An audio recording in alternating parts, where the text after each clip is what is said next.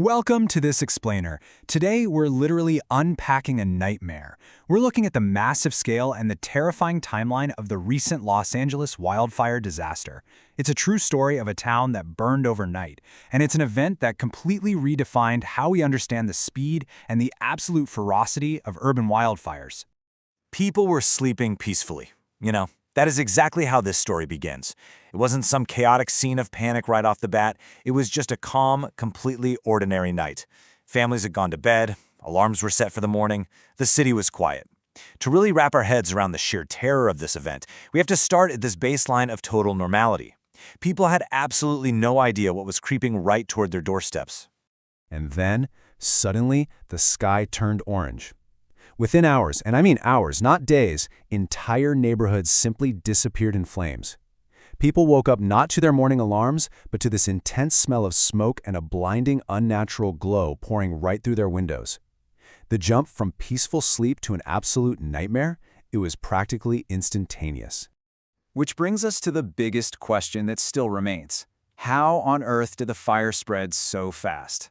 Let's dive in and look at the exact environmental cocktail that allowed a single spark to devour whole communities at such a terrifying, unnatural speed. Section 1. An overnight apocalypse. The night LA burned. Look, Los Angeles has seen wildfires before, right? We all know that. But this fire? It felt completely different. We're talking massive flames moving straight across heavily populated neighborhoods at terrifying speeds. Thousands of people were forced to literally run for their lives overnight. If you went online, the videos circulating were just apocalyptic. You saw burning streets, collapsing houses, skies completely choked in thick black smoke. Honestly, it looked exactly like something straight out of a Hollywood disaster movie, except of course, it was tragically real. So, Section 2. How did it start? The environmental cocktail. To understand this crazy speed, we really have to look at the catalysts.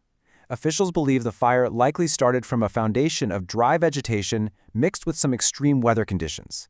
The brush out there was basically a giant pile of tinder just waiting for a match.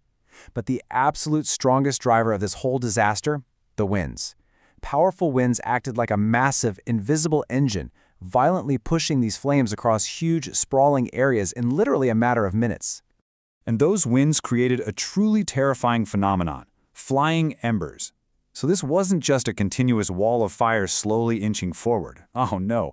Reports said burning pieces of debris were flying through the air, traveling massive distances. Think of them like tiny firebombs, starting completely new fires miles away from the original spark. It meant the fire could jump right over highways, leap over fire breaks, and land directly onto the roofs of people's homes. Moving to Section 3. Impossible to stop. The chaos on the ground. Witnesses and the first responders on the front lines described the overwhelming force of this blaze using 3 chilling words: impossible to stop. When a fire is driven by that kind of extreme wind and those flying embers we just talked about, traditional firefighting tactics completely break down. The sheer panic of facing an adversary that simply cannot be halted, it's just unimaginable. The emergency response was severely crippled. Firefighters struggled massively because the roads were instantly blocked by fleeing cars and fallen debris. On top of that, heavy smoke reduced visibility to near zero, essentially blinding the responders. And those erratic winds? They meant flames changed direction suddenly, with zero warning. Because of all this chaos, some residents escaped with literally minutes to spare, while others, tragically, lost absolutely everything. Section 4. Theories and questions. The public's reaction. As the smoke began to clear, the internet just exploded with theories and a desperate need for answers. And the very first major question people asked was, could this disaster have been prevented? People immediately wanted to know if better forest management, earlier warnings, or just different local policies could have stopped this one spark from turning into a city-wide inferno. Building right on that, the public heavily questioned the city's infrastructure, asking, were emergency systems prepared enough? When roads are totally blocked and communication is hindered by thick smoke, citizens are rightfully going to ask if the evacuation routes were actually properly planned. They wanted to know if the emergency alert systems functioned the way they were supposed to during an overnight crisis like this. And finally, the big one. Why did the fire spread so aggressively? Now, while the internet debated countless theories, experts actually agree that specific climate conditions and extreme dryness in the region acted as a massive accelerant. The environment was just uniquely primed for this kind of rapid destruction. Section 5. The devastating aftermath. The final toll. When the flames were finally subdued, the reality on the ground was staggering. By the end, entire areas were completely destroyed, just erased from the map.